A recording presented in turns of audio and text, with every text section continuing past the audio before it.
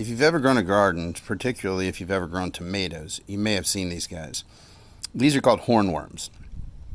They're basically two varieties that you're going to contend with: the tobacco hornworm and the tomato hornworm.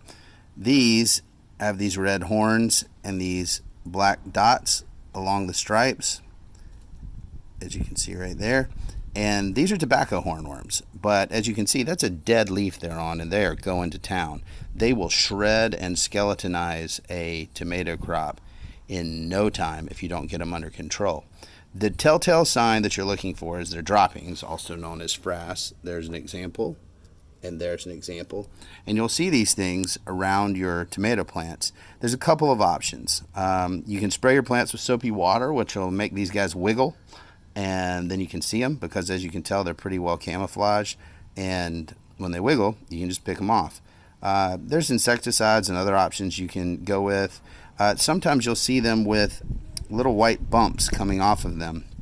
That's a parasitic wasp, and that will kill them. So if you can find a way to take them off but let them live so that the beneficial wasp can continue its life cycle, you'll have a natural predator to go after these bad boys. My favorite option is to tell my boys that they can go out to the tomato plants, and I'll give them a quarter or 50 cents, whatever, for each one of these things that they find. They kind of remind me of catawba worms that you see on a catawba tree. I think that's the larvae of the monarch butterfly. These guys are actually fantastic fishing bait.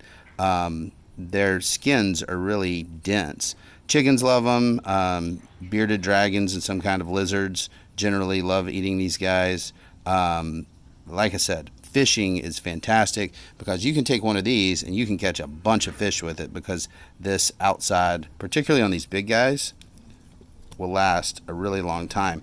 However, just a heads up, if you pick them up, they will spray out a green liquid. Don't worry, it's kind of tobacco juice or tomato juice. It's just a deterrent to try to get you to leave them alone. I would recommend you do not leave them alone, because if you do, they will skeletonize, and I mean strip all the leaves off a tree. Or I should say a tomato vine.